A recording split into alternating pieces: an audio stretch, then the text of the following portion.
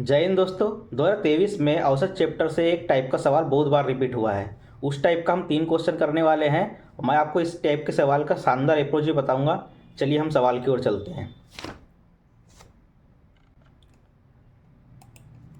चलिए क्वेश्चन को पढ़ते हैं। 8 संख्याओं का औसत 52 है और पहली 3 संख्याओं का औसत 50 है और अगली 2 संख्याओं का औसत 54 है। 7वीं संख्या 6वीं संख्या से 5 अधिक है और 8वीं संख्या से 2 अधिक है।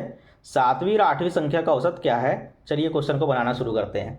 देखिए 8 संख्याओं का औसत 52 है तो हम सिंपल लिखेंगे 8 संख्याओं का औसत 52 है। अब 8 संख्याओं का औसत 52 का मतलब ये होता है कि आठों की आठों संख्या 52 52 52 की है। अगर इससे आगे वाली संख्या कम होगी तो हम कम लिखेंगे, ज़्यादा होगी तो ज़्यादा लिखेंगे। जैसे यहाँ पर देखिए पहली 3 संख्याओं का औसत 50 है। 8 संख्याओं में से 3 संख्याओं का औसत 50 है, इसका मतलब 2 कम है। तो हम हर 3 संख्या 2 2 छोड़ते जाएगी तो आगे वाले को मिलते जाएगा, ठीक है, एक्स्ट्रा। उसके बाद देखते हैं, यानी कि मैं इसको पॉजिटिव लिख रहा हूँ। अगर 52 से औसत कम है तो मैं उसको पॉजिटिव लिखूंगा क्योंकि वो आगे वाली संख्या को ट्रांसफ़र होते जाएगी, ठीक है। अगली 2 संख्याओं का औसत 54 है। अगली 2 संख्याओं का औसत 54 का मतलब आगे चल गया 52 से। कितना आगे चल गया? 2 आगे चल गया। वो एक्स्ट्रा लेके आ रहा है अपने लिए, इसलिए माइनस में लगा दिया मैंने, ठीक है। उसका बोल रहा है कि 7वीं संख्या 6ठी संख्या से 5 अधिक है और 8वीं संख्या से 2 अधिक है। तो हम इसको बाद में बनाएंगे। सबसे पहले यहाँ पर सॉल्व कर लेते हैं। 3 दूनी 6, ये पॉजिटिव 6 आ गया और नेगेटिव में 4 आ गया। इसका मतलब हमारे पास 2 एक्स्ट्रा अभी भी बचा हुआ है। अभी देखते ही समझते हैं। यहाँ पर क्वेश्चन में बोल रहा है कि 7वीं संख्या 6ठी संख्या से 5 अधिक है। ये 6ठी संख्या, ये 7वीं संख्या, ये 8वीं संख्या, ठीक है। अब यहाँ पर बोल रहा है कि 7वीं संख्या जो है 6ठी संख्या से 5 अधिक है। सबसे पहले तो ये 6ठी 7वीं और 8वीं पूरे 52 52 के थे पहले से, और हमारे पास 2 अंक और एक्स्ट्रा बचे हुए हैं इन तीनों के लिए, ठीक है। 7वीं संख्या 6ठी संख्या से 5 अधिक है। 7वीं संख्या 6ठी संख्या से 5 अधिक है और 8वीं संख्या से 2 अधिक है। 8वीं संख्या से ये 2 अधिक है। 7वीं की बात कर रहा है तो देखिए सीधे सीधे लिख लेते हैं। ये 5 अधिक है 7वीं संख्या, तो हम इसको 5 कम कर लेते हैं। तो 5 हमारे पास एक्स्ट्रा बचते जाएगा, उसको हम बाद में ऐड करेंगे। तो देखिए यहाँ पर 52 से 5 अधिक है 52, तो ऐसा तो होगा नहीं। तो 52 को हम जैसे को वैसे रखते हैं 5 अधिक करके, किससे? 6वीं संख्या से। तो हम इसको 5 कम कर देते हैं। ये कितनी हो जाएगी? 47, ठीक है। 8वीं संख्या से ये 2 अधिक है तो इसको हम कर देते हैं 50 और ये जैसे के तैसे रहेगा 52, ठीक है। तो यहाँ से हमने 2 कम कर दिए तो 2 अलग से मिल गए इसको। यहाँ से 5 कम कर दिए तो 5 अलग से मिल गया। मतलब हमारे पास अभी भी टोटल 9 संख्याएं हैं, या समझ ली कि 9 एक्स्ट्रा है हमारे पास। यहाँ पर 47, ये 5 अधिक हो गया, ये यहाँ से 2 अधिक हो गया, 8वीं संख्या से 2 अधिक हो गया और 6वीं संख्या से 5 अधिक हो गया, ठीक है। लेकिन हमारे पास अभी भी 9 बचा हुआ है तो हम तीनों में बराबर बांट देते हैं। तो यहाँ पर 3 3 बांटेंगे तो ये हो जाएगी 50, ये हो जाएगा 55 और ये हो जाएगा 53।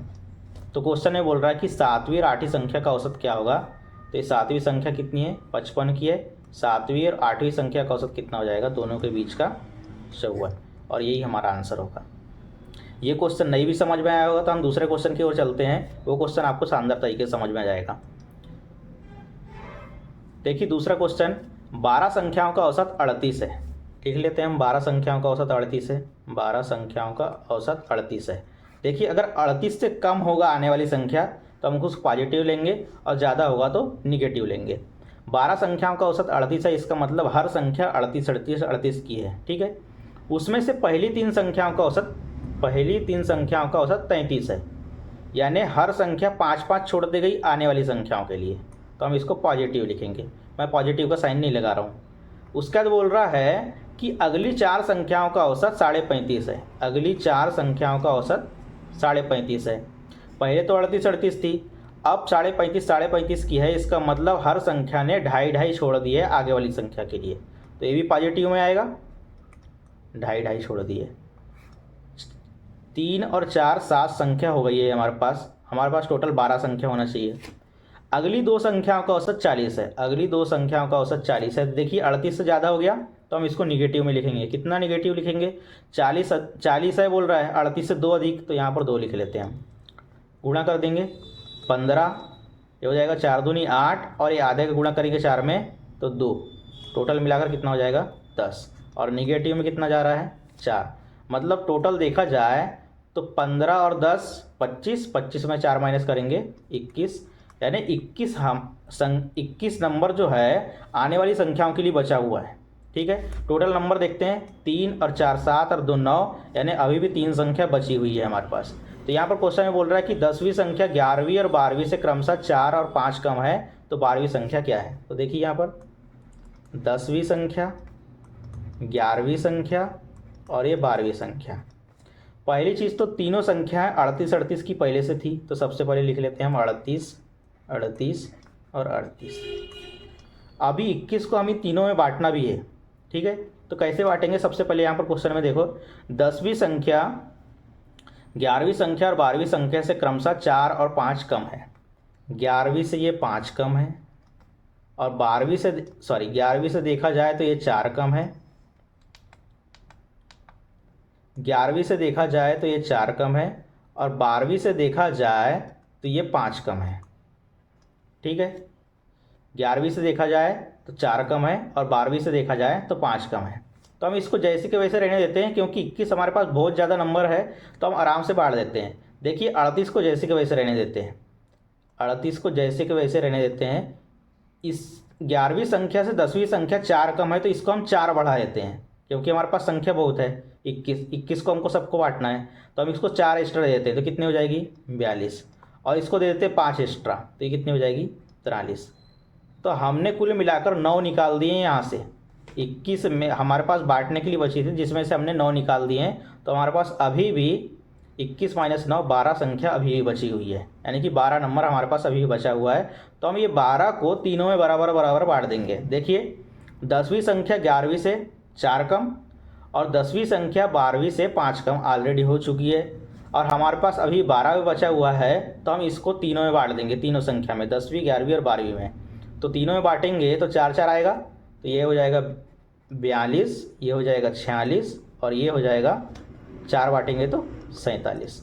हमको क्वेश्चन में पूछा था कि 12वीं संख्या क्या है, तो ये 12वीं संख्या हमारे पास निकल के आ गई 47। ठीक है, आगे वाला क्वेश्चन देखते हैं। इसी तरीका क्वेश्चन है,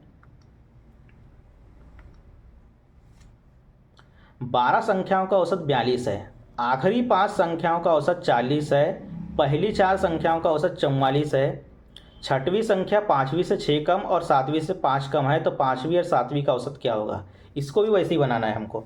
देखिए यहाँ पर 12 संख्याओं का औसत 42 है, इसका मतलब 12 की 12 संख्या 42 42 42 की है। ठीक है, आखिरी 5 संख्याओं का औसत, अब आखिरी बोले चाहे पहला बोले कोई दिक्कत नहीं है, हम यहाँ सामने लिख लेते हैं। आखिरी 5 संख्याओं का औसत 40 है, मतलब सभी पांचों संख्याओं ने 2 2 2 2 छोड़ दिया आने वाली संख्याओं के लिए, तो 2 पॉजिटिव में लेंगे हम। ठीक है, कम है तो पॉजिटिव, ज़्यादा है तो निगेटिव। पहली 4 संख्याओं का औसत 44 है, पहली 4 संख्याओं का औसत 44 है, तो देखिए 42 से ज़्यादा हो गया तो निगेटिव में जाएगा। अब सीधे गुणा कर देते हैं, ये 10 पॉजिटिव का, निगेटिव का 8, तो टोटल देखा जाए तो पॉजिटिव में हमारे पास 2 बचा हुआ है। ठीक है, अब क्वेश्चन में बोल रहा है कि छठवीं संख्या, 5वीं संख्या और 7वीं संख्या, तो हम यहाँ से सीधे लिख लेते हैं 5वीं संख्या, 6वीं संख्या और 7वीं संख्या। देखिए 5 और 4 9 ऑलरेडी हो चुके हैं, और ये 3 संख्या मिला के कितनी हो जाएगी 12। अब यहाँ पर पढ़ते हैं, 6वीं संख्या 5वीं से 6 कम, 6वीं संख्या जो है 5वीं से 6 कम है।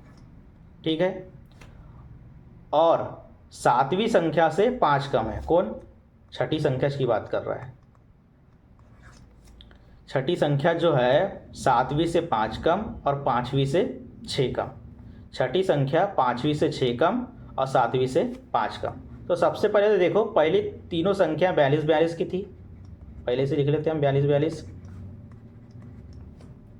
अभी भी हमारे पास 2 बचा हुआ है, तो 2 हम तीनों में बांटना है, लेकिन हम सबसे पहले यहाँ पर क्वेश्चन को बना लेते हैं।